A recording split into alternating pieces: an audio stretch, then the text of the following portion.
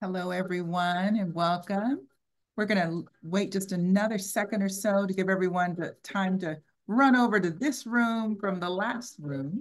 Hopefully one day Zoom will have a way that you can have just one continuous webinar so we don't have so many that you have to log into. But bear with us just a few seconds. We'll give another minute or so. Hope you like the music.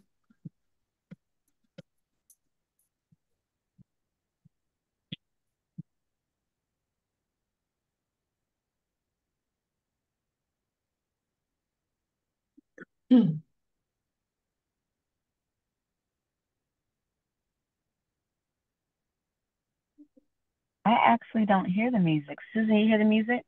Oh, no. I'm not hearing any music.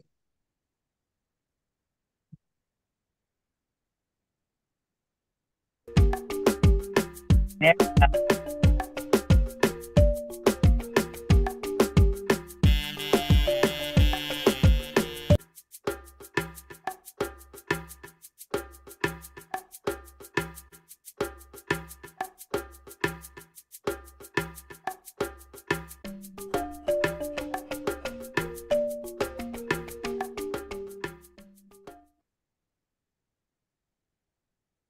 Yay.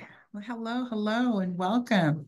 We are so glad you've joined us tonight, and I am so excited to be joined by these brilliant women. I don't think I've ever been on a Zoom call or otherwise with someone who was featured in Vogue.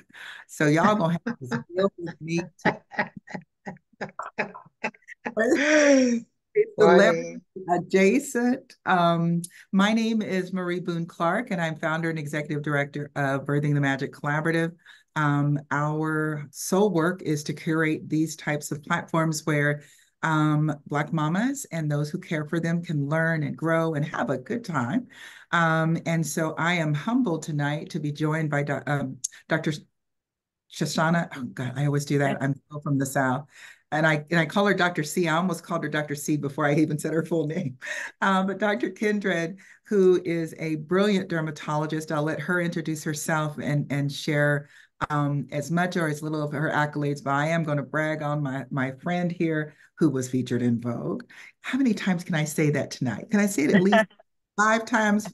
Each of you, if y'all will forgive me. And then joining her is her partner in crime and a brilliant hair stylist, hair loss specialist, and co-founder of Strand, Susan Peterkin. And then Susan, you will have to forgive me if I call you Dr. Peterkin because everybody in my world is a doctor but me. So, No, that's okay. I'll keep correcting you though. I'll try not to do it too many times. So with that said, Susan, would you introduce yourself to the group? What would you like for them to know about you? My name is, of course, Susan Peterkin. I'm a senior licensed cosmetologist in the state of Maryland, and I'm going on 40 years in the industry. Um, and even though I'm a licensed cosmetologist, I specialize in natural hair. My salon, Jaha Hair Studio, that I had for 25 years, was the first full natural hair salon in the DMV. You had braiding salons, you had a regular salon, but you never had anyone who said, I'm not doing any extensions, no chemicals. I'm just dealing with Black women and their natural hair. I was told that it couldn't be done, and I proved a lot of people wrong. And so now you have a lot of natural hair salons in Maryland, DC, Virginia. And somewhere I started experiencing hair loss myself. So of course, you know, being the person I am, I started investigating, realizing a lot of my clients are having hair loss. So I had to put a stop on it and get some training myself. This is where I met some amazing dermatologists. Dr. Kendra is one of them. She became my dermatologist. And then when I heard she was opening her practice, I was like, hey, we should work together. And we opened up the first full service hair salon inside of a dermatology practice. And we've been rocking and rolling for what, the past 6 years, just doing a lot of things together. And of course, our most recent birth is Strand, which stands for Stylist Training, Researching, and Networking with Dermatologists. And that kind of came out of mostly my frustrations, both of our frustrations, but mostly mine, where I was like, I'm tired of stylists training stylists about hair loss. We need to get it from the experts, and you, the dermatologists, are the experts. So, of course, you know, she listened to my moaning and groaning, and she's like, let's do something about it. So she, you know, we created Strand, and we're getting ready next weekend, not this week, the weekend after, the 27th, 28th, to have our first Strand course, and we are so excited about it. So yeah, hair loss is my passion in the hair industry. The hair industry will always be my passion, but now my more recent and one that I'm dedicated to is now hair loss, especially with women of color. Oh, I love that. Thank you, Susan. Dr. C. Thank you. So, hey, everyone. First, Ms. Marie, thank you for having me. Um, uh, Thank you all for inviting me back after another year. So, Dr. Shoshana Kindred, board certified dermatologist in Maryland, trained at Howard, past chair for the dermatology section for the National Medical Association, chair for the American Academy of Dermatology's Inter-Society Diversity Task Force, founded Onyx Medical Society, assistant professor at Howard University Dermatology Department, on and on and on. But most importantly for this is our dermatologic salon, where we have a full service salon. And so between the partnership with Susan and I, we end up having a more comprehensive approach to our patient clients. I love it. I love it. And I don't know how many times I've said in their social media, I wish you were closer to me or I was closer to you. I think it's the latter because I love DC. So everyone, we're not going to stand on formality. Please feel free to drop your questions in the chat or the Q&A. I think we're just going to dive in so that we have time. Yeah. Yes. We're talking about pregnancy and hair loss, but can we talk about pregnancy first? The first question I would have is, should I expect to see any changes in my hair during the not me at my age, but as a younger person, but should I expect to see any changes in my hair pregnant? That could happen. Sometimes your hair will grow really long. Sometimes there's no changes. But other than length, you really shouldn't see too many changes in your hair, thankfully.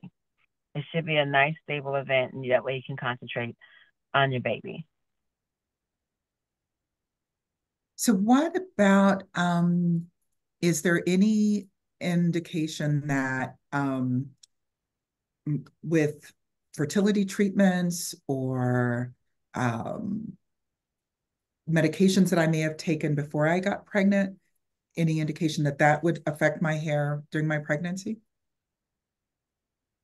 If it's going to be caused by medication and then you stop it, it shouldn't cause a problem in pregnancy. Right? So a lot of medications we pull patients off of during pregnancy. So you should be okay. Certain medications can cause hair loss, but they rarely do.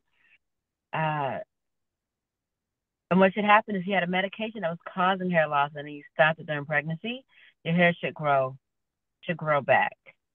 If you're experiencing some other change, then something else is happening and we'd have to take a deeper dive. So if there's some change outside of it's growing longer or something, then definitely talk with your OBGYN to figure out, because the hair, the root of the hair, the follicle, is a micro organ.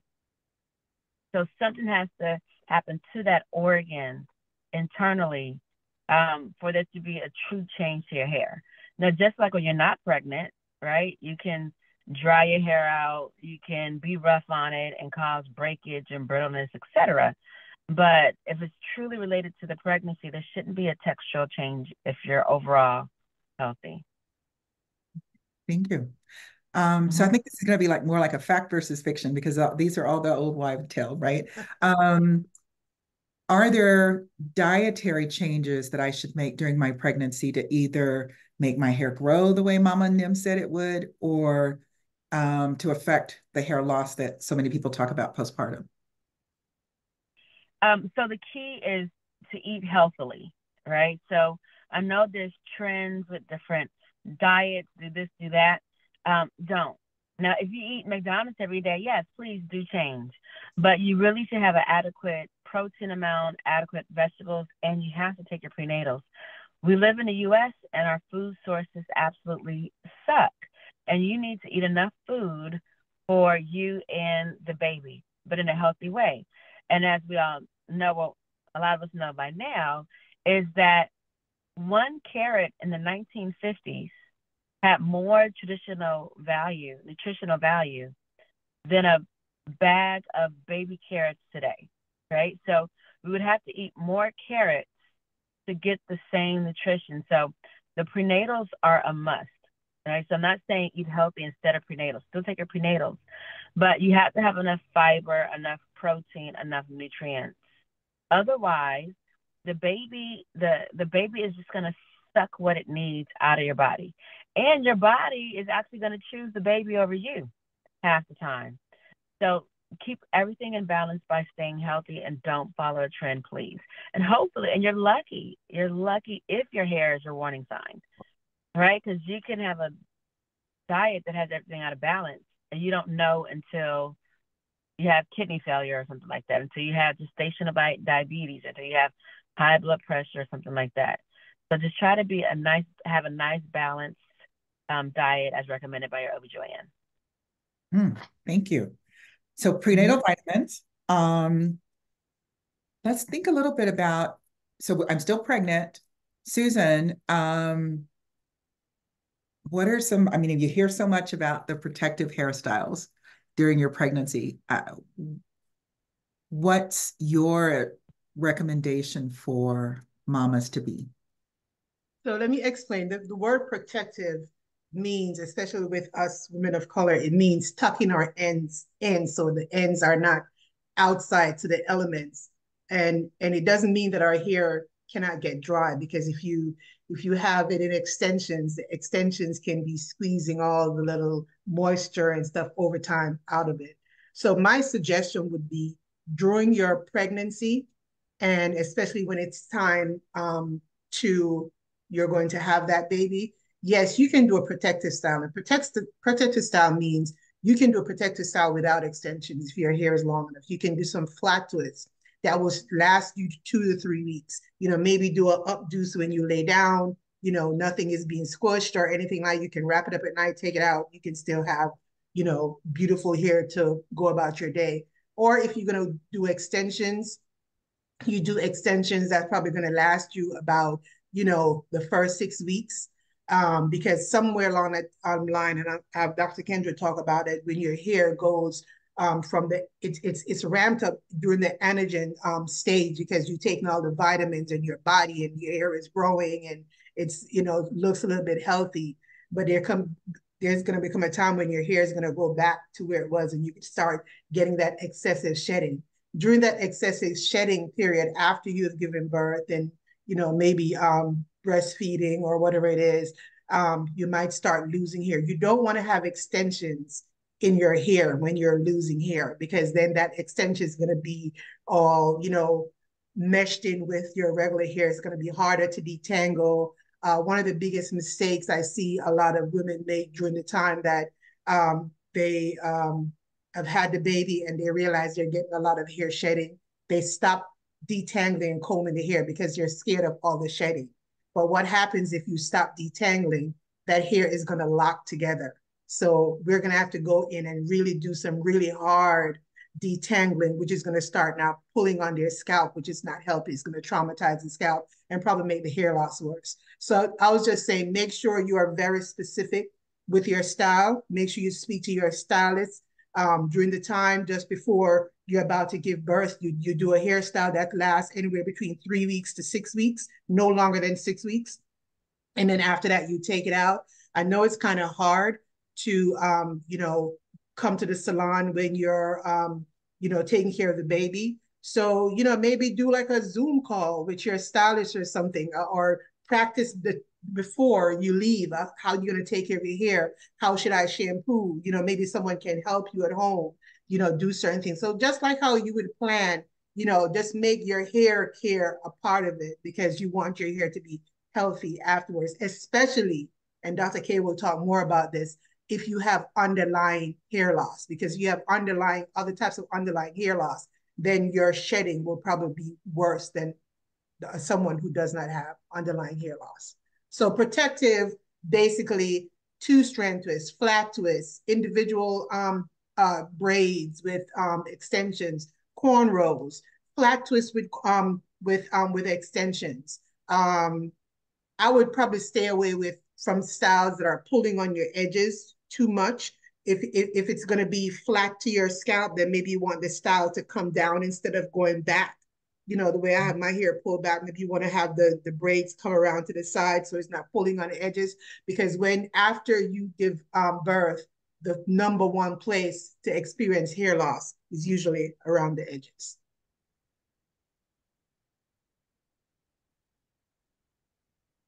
Thank you. So no extensions, consider twists or cornrows, don't pull on the edges.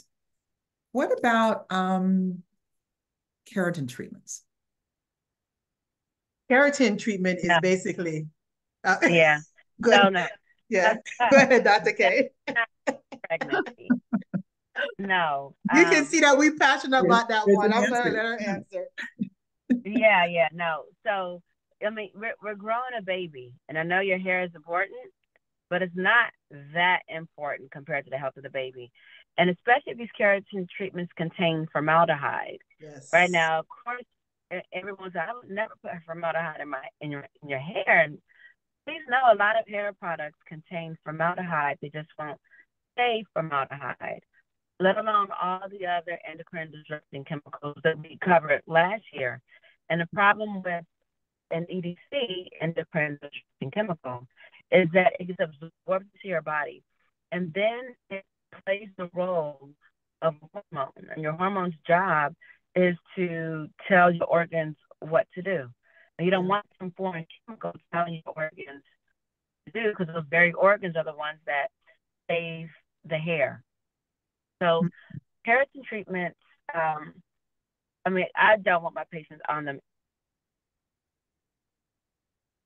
Oh, Dr. K, you're losing.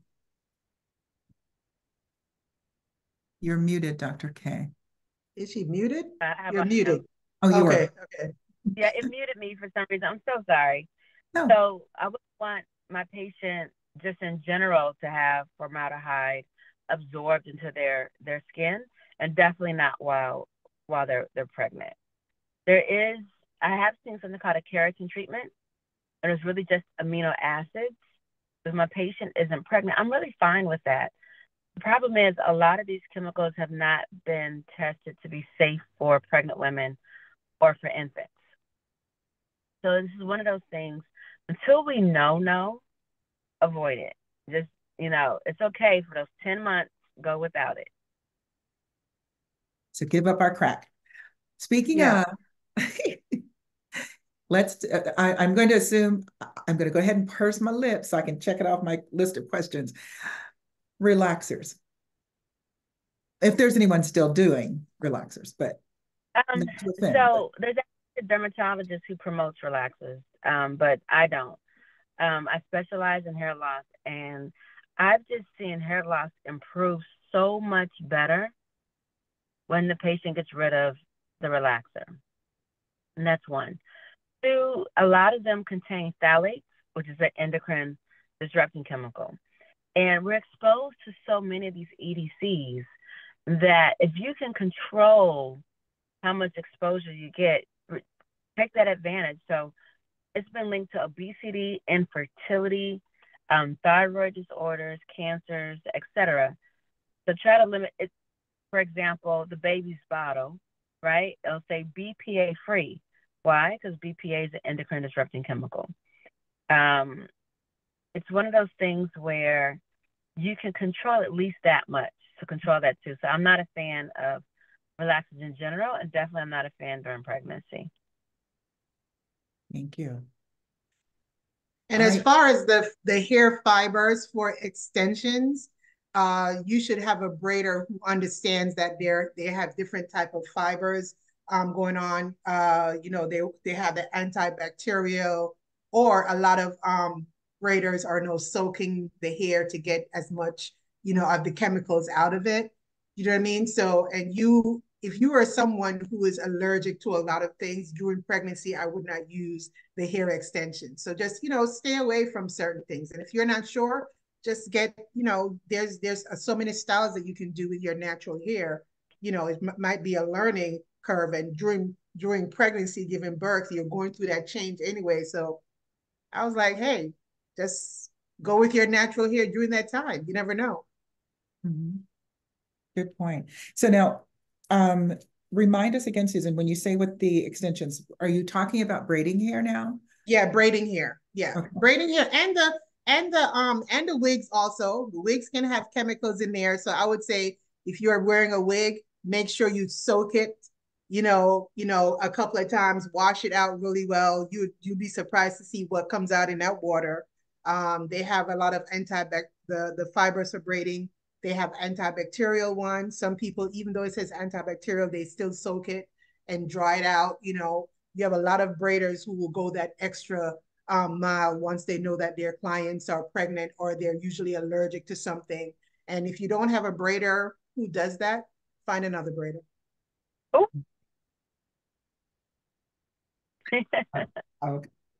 Amen to that. So we've gone through our labor. We've had our little baby. Little one is home. And every time I brush my hair and I look in the sink, I see hair. What's going on, Dr. K? The big one. That's the big one. So that's postpartum hair loss, postpartum shedding, which is really called telogen effluvium, or TE. TE is also what we were referring to as COVID hair loss. It was just TE. So when there's some type of shock to your system, a fad diet,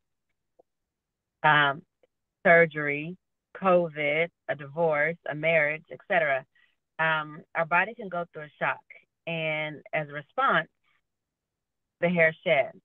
During pregnancy, what's happening is there's so much going on with the body.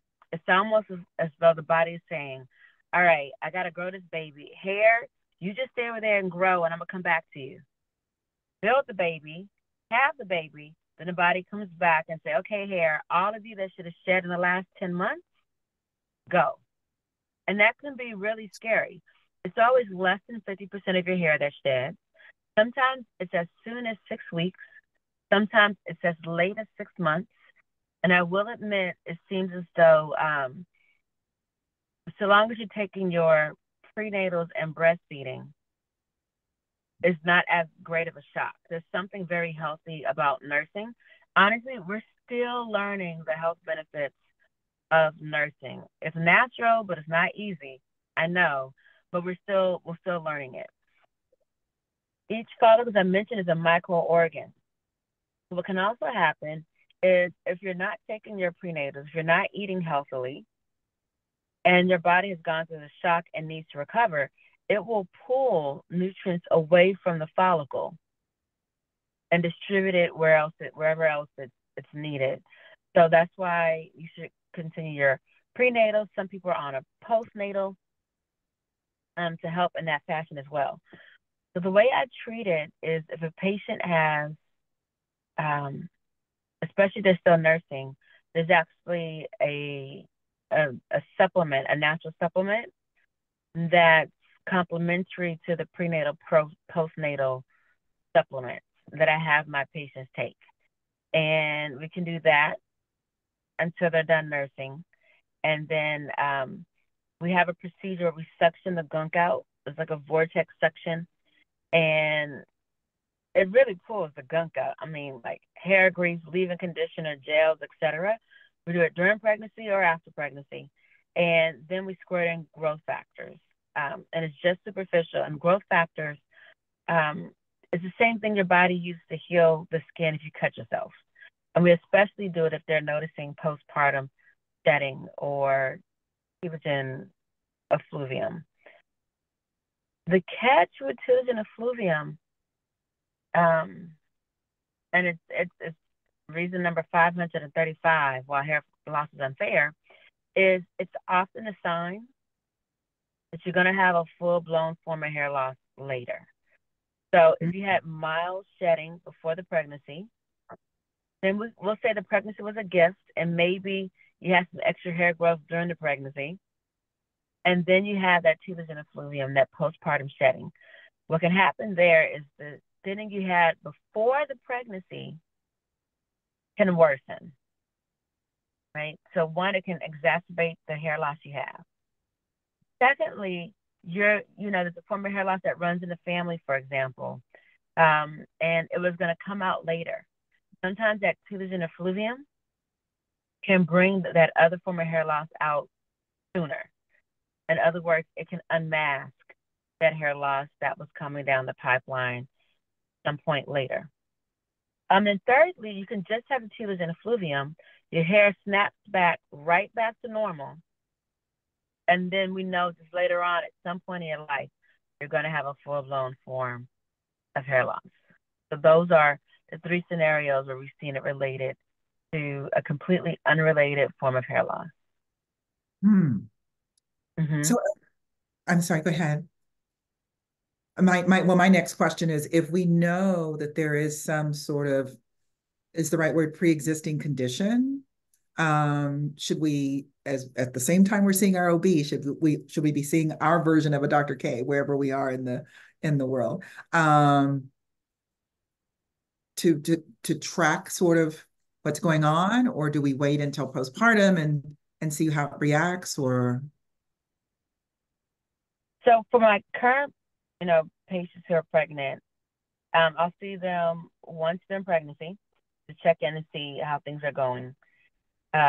Make sure they have their supply of that, of a natural supplement that's designed, postpartum, because we don't want my patients to wait until they have the baby and then arrange to come get it. We want it just at the house, ready for them. And then I arrange to see them 6 weeks after the baby.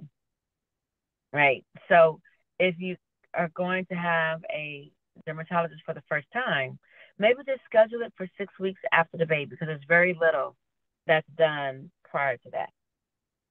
And then usually I'll see my patients 3 months after the baby, and then, when the baby is 6 months old. So usually if the baby is 6 months and there's no CE, there's no postpartum shedding, then we say, hey, you graduated, the coast is clear, and come back whenever you need us. So that might be something patients outside of the DMV area might want to model with their dermatologist. So, Dr. K, you've mentioned the natural supplement that you provide your patients. Is it prescription that we would need to be a patient to have access to it, or is it? I know, as someone who stalks you, that you have a retail line of skincare products, and is this one of those items? So this one is available over the counter. Full disclosure, I am a speaker for Nutrafol, and I tell it in my office, but it's Nutrafol's postpartum supplement. You just read my mind. That was on my list of questions. Is Nutrafol safe to take? So the postpartum after Nutrafol. Pregnancy is safe. Yeah. So Not Nutrafol, the actual supplement. So I'm gonna get on my soapbox a little bit. Natural doesn't mean safe, right? So there's great example, eucalyptus is not safe in pregnancy, right? So no to the actual Nutrafol supplement during pregnancy or while breastfeeding. But the postpartum supplement, yes, while breastfeeding. So Nutrafol postpartum during their breastfeeding period. Yeah. Another question that I had that came up when you were talking is, we talked about the diet. Let's see if, and you guys jump in. I mean, I've got my list. No, those in the audience, but feel free. So we've talked about the supplement. We've talked about, so let's just, the hair shedding. You mentioned very briefly about nutrients and stressors like a fad diet. So often we have this pressing need to bounce back, snap back, whatever the phrase is. And I know a dear friend who recently had a baby, and she was like, "Oh, so much of that. My hair is in the sink on the floor." We even talked about, like, a little dirt devil-y thing to pick it up because there was so much. And when do you know when it's the normal shedding versus, girl, you've got a problem? Mm-hmm.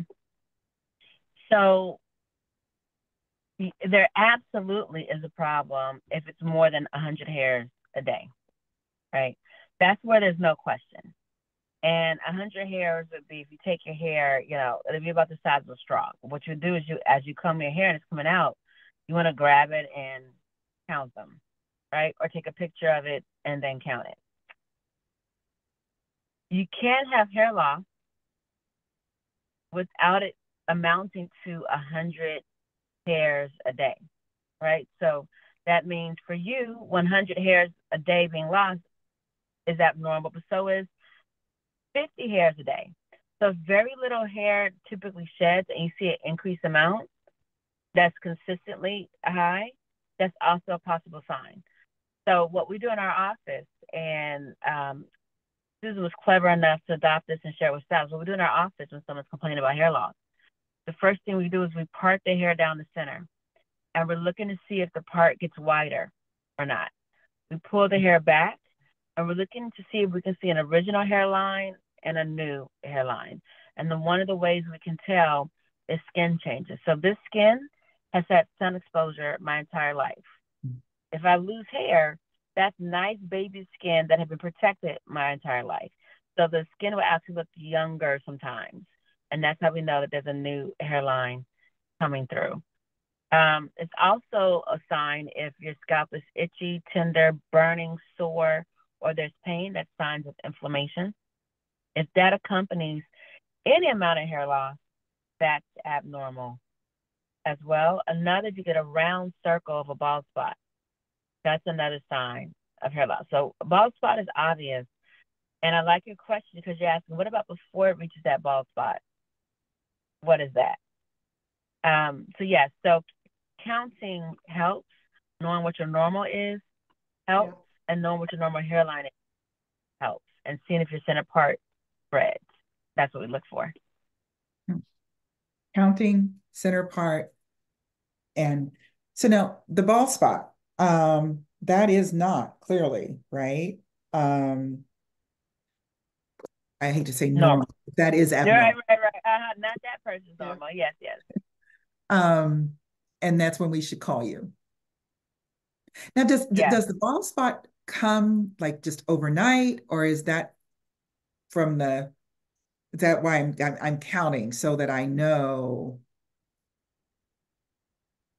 before the bald spot arrives? Or if I just look in and I have an absolutely clean, smooth bald spot. So it depends on which hair loss, right? Because like 15 forms of hair loss. So for telogen effluvium, it's well, by the grace of God, it's a bit gradual. Where you just notice shedding, and every time you comb your hair, it's shedding.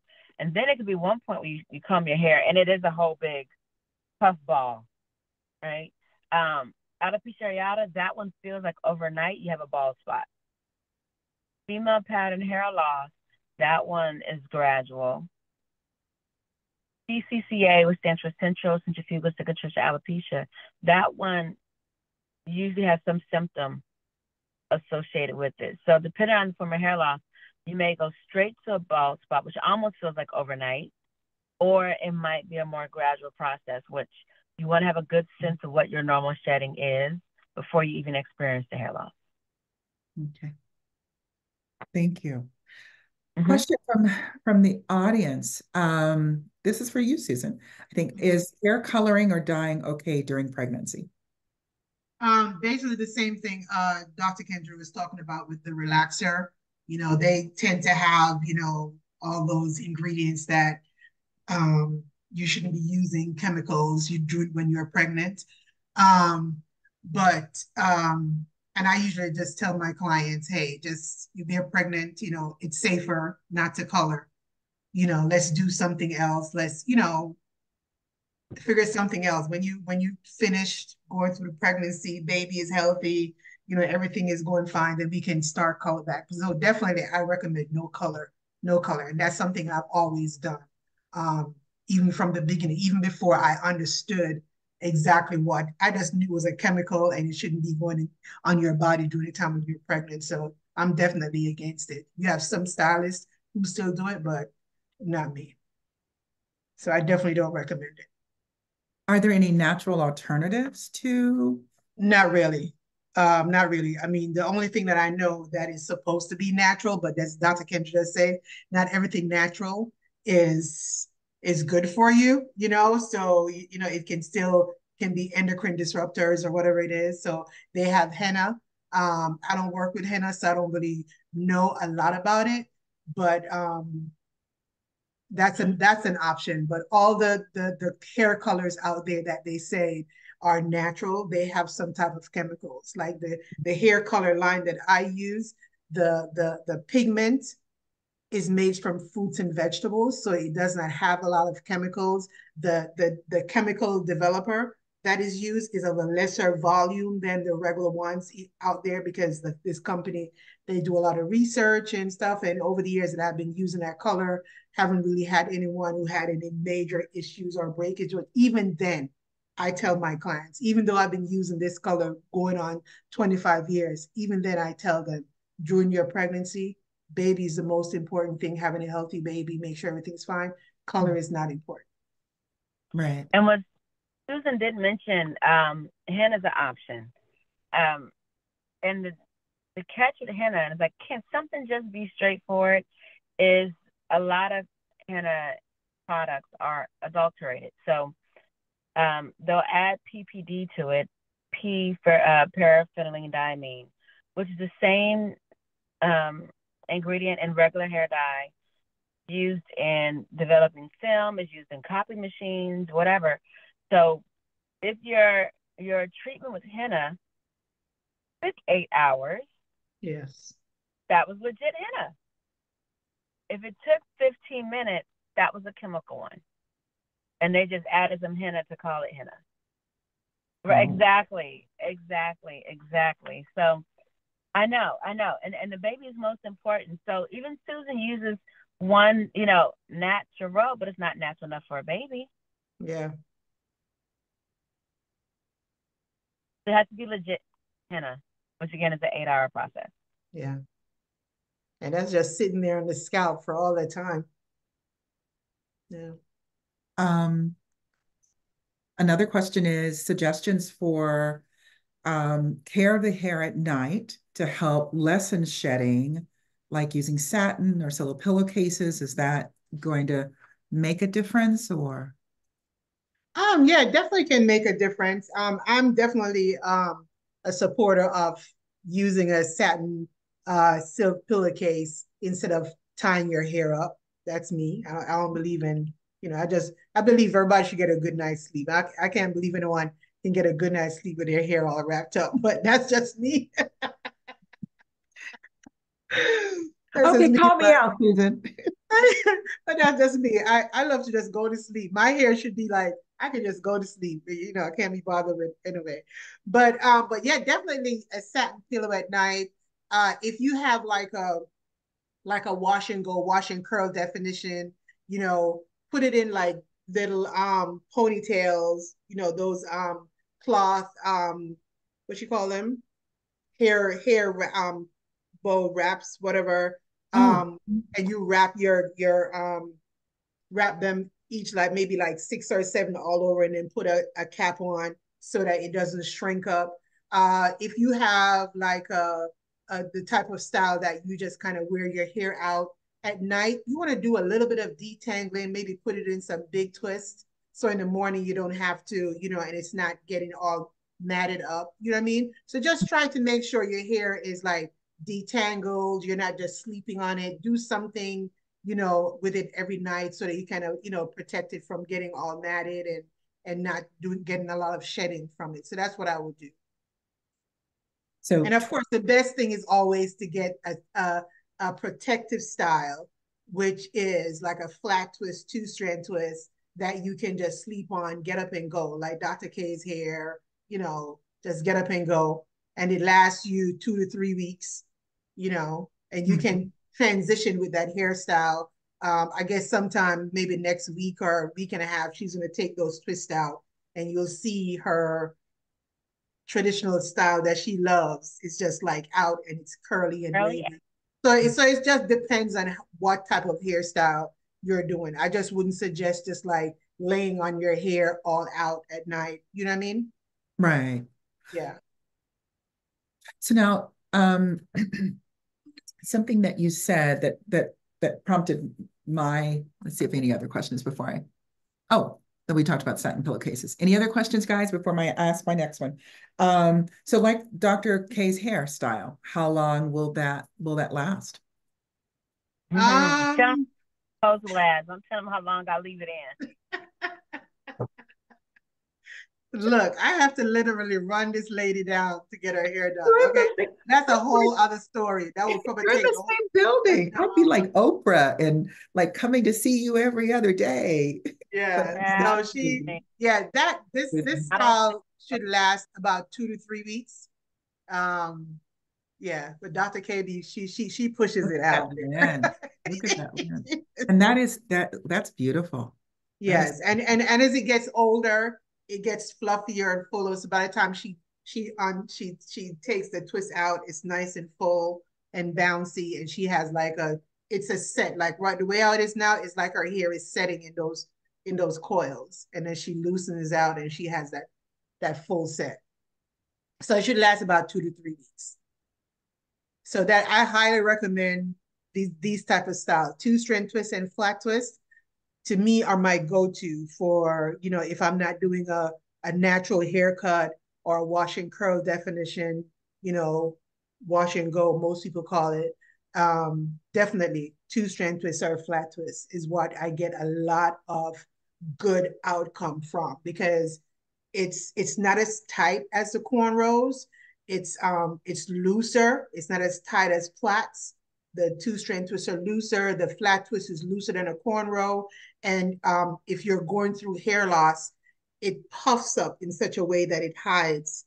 It gives a lot of camouflage for hair loss, and it's very gentle. It doesn't pull on your edges.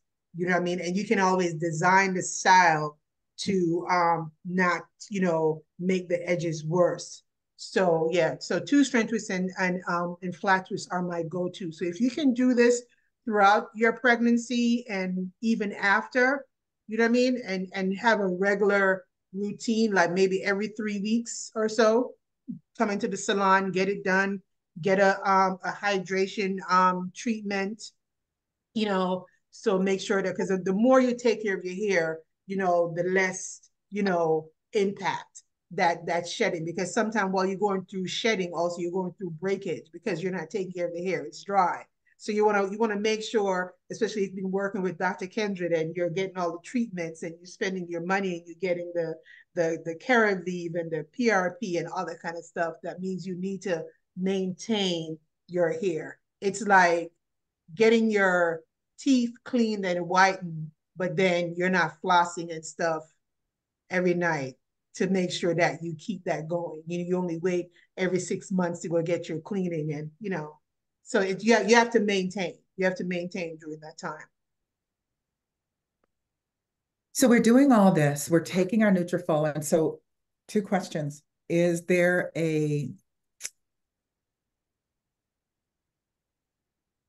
similar product to Nutrafol that I can take during pregnancy, or no? Take the Nutrafol postpartum, right? Yep, there's nothing during pregnancy that's safe. That's Okay. and Wanted to make really, really sure that mamas out there, mamas to be. Dr. K is recommending the Nutrafol postpartum. And the second question was around stress. We want these little tiny humans, but they can come with a little stress. What role does stress have in some of the hair loss that we see, Dr. K? And do you have suggestions for that? Other it than trigger T. It can trigger typical fluvium. It also can trigger alopecia areata, and that's when we get the round, bald spots of hair loss. And then if you have a form of hair loss, I've definitely seen it exacerbate those forms of hair loss. So I've seen hair loss worsen as far as, being caused by stress from people who bottle it up. So self-care is like a real thing. I don't practice self-care, but I'm going to tell you it's important. And finding some outlet. So whether it's a hobby, it's yoga, it's meditation, it's doing something. I just have a patient today where she does have a bit of anxiety. She just at 52 developed trichotillomania where she pulls her hair out. And so for her, I have to, literally have to pick up knitting or crocheting or something like that. So she's doing something else with her hands. Stress and hair loss, there's absolutely a relationship there. Push that to the side. Is this something you can just take? Can you just take something by mouth to break the link between stress and hair loss? And yes, so there's products called adaptogens, or stress adaptogens. Nutrafol, for example, makes a stress adaptogen. Ashwagandha is a stress adaptogen. There's multiple stress adaptogens that try to balance your cortisol levels. So, real quick, if there was an explosion outside your house, you'd have the focus and the energy to get to safety, right? That's a natural, appropriate stress response. But when we have stress, let's say from work, day in and day out, you have a stress response, so the cortisol levels raise, and they stay raised longer than what's healthy. That's really unhealthy, right? That can show up as high blood pressure, diabetes, hair loss, etc. So stress adaptogens bring those cortisol levels back to normal. What happens is your cortisol levels can be so elevated for so long, they're actually depleted. And the stress adaptogens can actually bring them back up to normal. So more, we obviously want like the actual stress dealt with. That's the key way. Let's get into the root of it.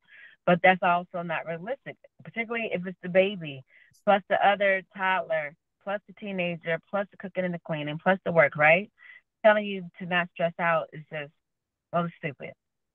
So sometimes it's easier to take something. And then there's actual medications, which you would talk to your main doctor about, or talk to your OBGYN, or talk to your psychiatrist about, that is a bit more effective than some of the more natural ones that you can find over the counter, like the ashwagandha that I just mentioned. And then lastly, the actual medication, like, it is regulated. Like, every single pill has to be the same as every single pill.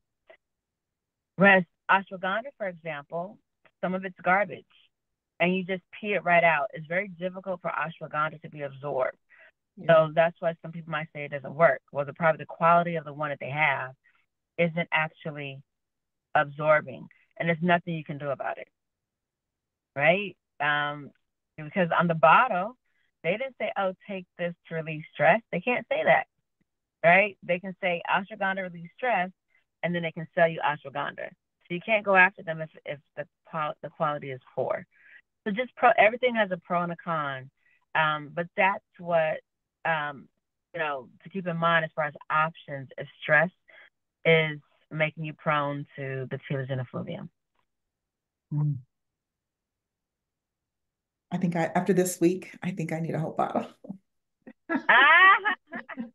You've done an outstanding But you all have made it so fun. In our last few minutes, can we do a recap? Let's start with pregnancy, Susan. Remind our moms to be what we suggest that they do in terms of hairstyles. Okay, so suggestion is, depending on how you're wearing your hair, you want to do low maintenance, low manipulations kind of hairstyle, at least for at 3 weeks, to give you some time that you don't have to think about your hair, right? If you're a mom who is suffering from hair loss before getting pregnant, and you have topicals that Dr. Kindred gives you, to put on your scalp, then make sure your hairstyle accommodates that you can put those topicals on. So as I said, two strand twist, flat twist. But if your hair is very thick and you just don't want to deal with it, then you can get some extensions. Just make sure the extensions does not go past 6 weeks. So get it maybe about 2 weeks before pregnancy, and then maybe take it out a month after, or something like that. Make sure you can still get to your scalp. Make sure it's the type of braid that you can shampoo your hair in between. And when you can shampoo your hair with extension, that has a lot to do with your braider, because if their stitch is not tight enough, then all that can unravel. So there's a lot of things to take into consideration. So that's why it's good to have even a stylist like me, who does not do hair extensions anymore. I have enough knowledge and no other stylist who I can say, okay, go to this person and get your braids done. And I can tell the stylist, this client has this type of hair loss, but they're going to be going through their pregnancy. They just need a little braid. Do this type of braids, not make it too tight or whatever it is. So we can make recommendation. But if you're not going through any type of hair loss at the moment, I would say a flat twist, two strand twist. If you happen to have a relaxer in your hair, stop the relaxer at that point. Get some roller sets. You know what I mean? Still pull your, so you can still have your edges nice and smooth, but stop the relaxer at that time. And roller sets now, it's almost as if they've rediscovered how to smooth the hair, even if your hair is not chemically straightened. I have some colleagues, they do some roller sets and you swear, and no heat or blow drying or anything like that, and the hair is nice and smooth. So you just have to know the stylist that you need to go to.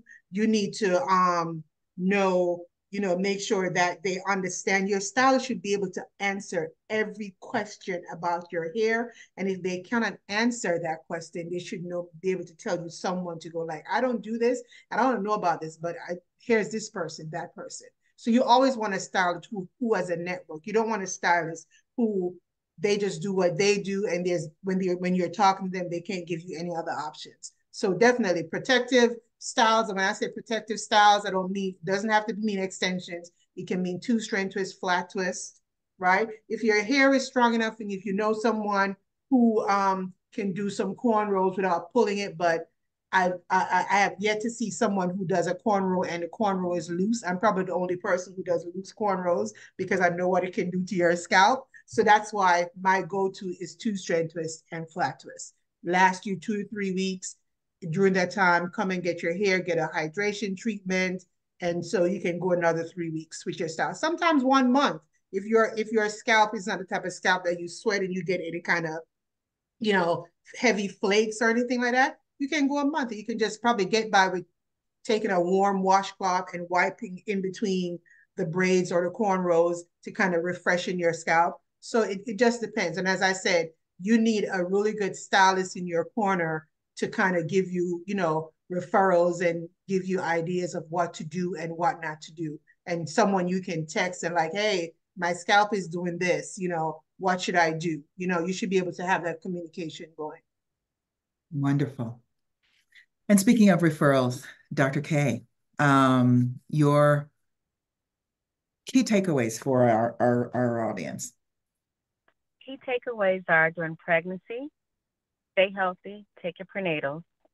And if you notice something like a vast change to your hair, check to see if there's something else going on, like a nutritional deficiency. After pregnancy, I do recommend the Nutrafol postpartum in conjunction with your pre-postnatal.